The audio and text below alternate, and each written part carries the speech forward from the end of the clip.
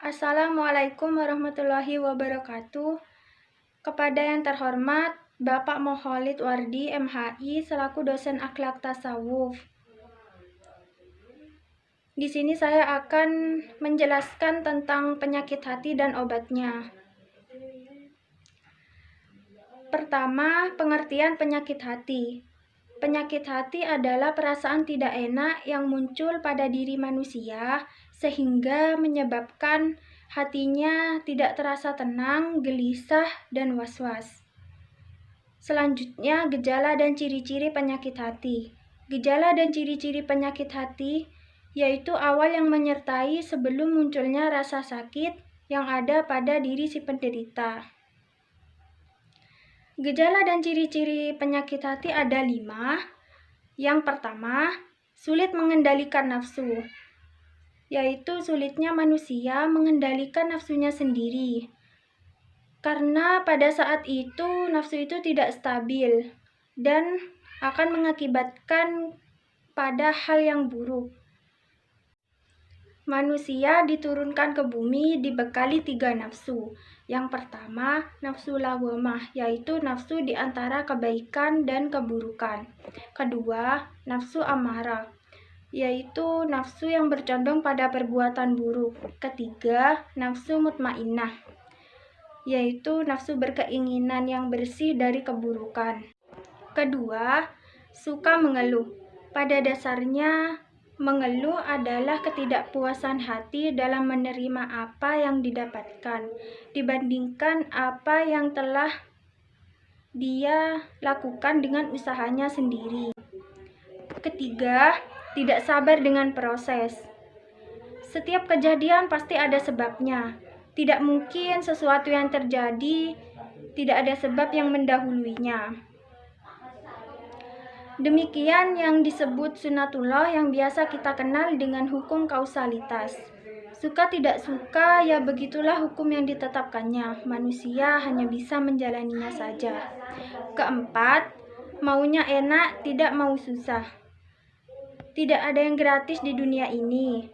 Semua ada syaratnya dan aturannya masing-masing.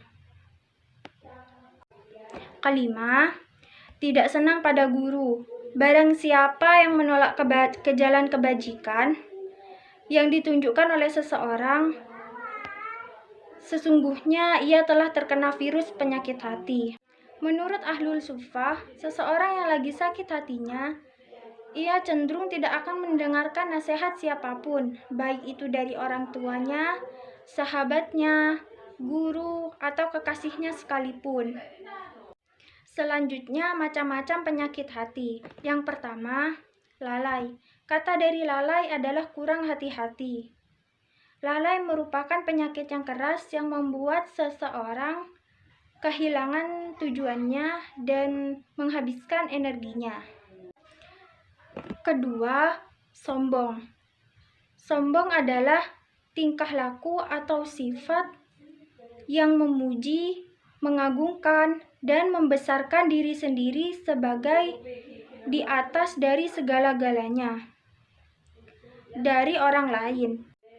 Sebagaimana Allah Subhanahu wa Ta'ala berfirman, "Wa qala Musa inni ud'tu bi rabbikum wa rabbukum min illa mutakabbiril la yu'minu biyaumil hisab."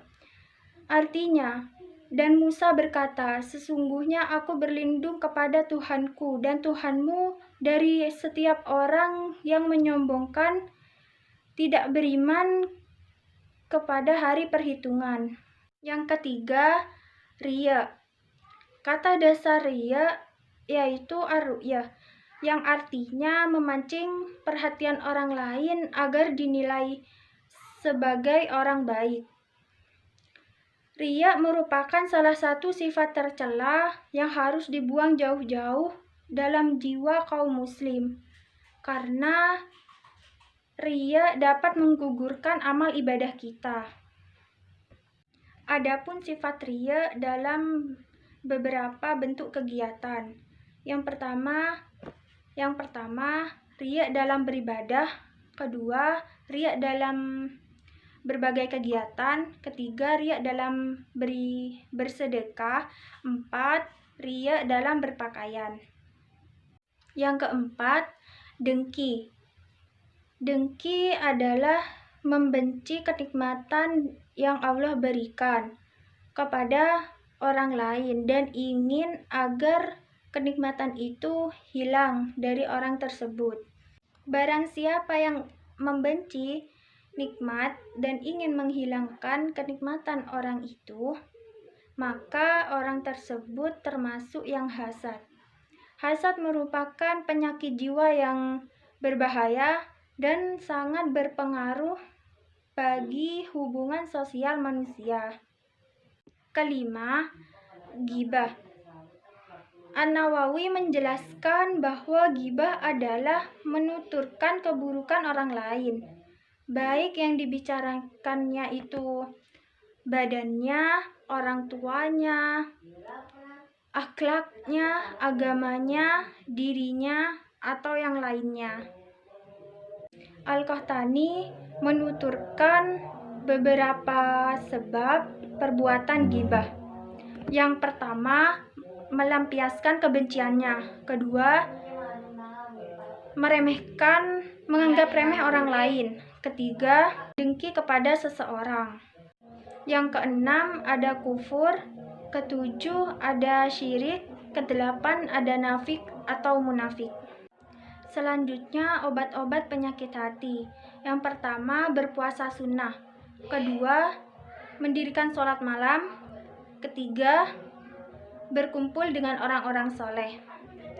Sekian dari saya, hanya ini yang bisa saya sampaikan. Terima kasih. Wassalamualaikum warahmatullahi wabarakatuh.